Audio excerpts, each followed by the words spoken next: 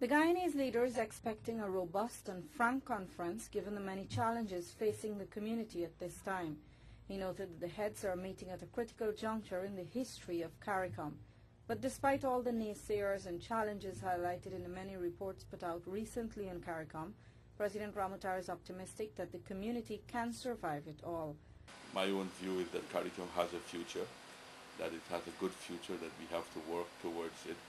And as the report pointed out, the major problem seems to be one of managerial issues. And therefore, I think that those are things that can be fixed.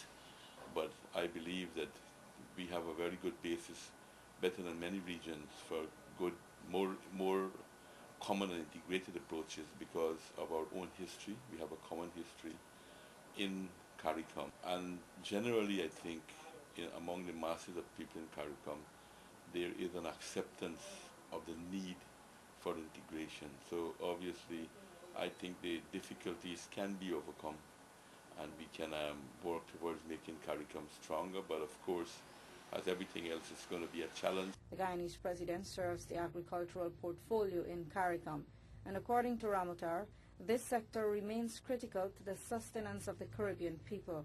In this regard, he says the Jagdeo initiative pushed by the former president will be championed by himself during his tenure.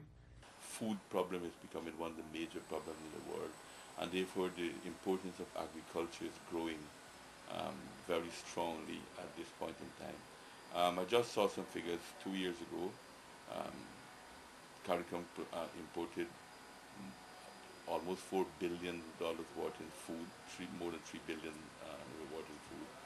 And obviously, at this time, when you have a deep financial and economic crisis in the world that are affecting all of us in our region, obviously food security is becoming more and more important.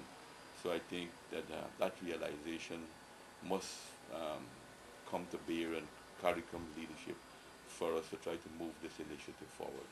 In addition to meeting with his Caricom counterparts, the president says he's hoping to have bilateral talks with the Chilean president, who will be attending the Caricom meeting.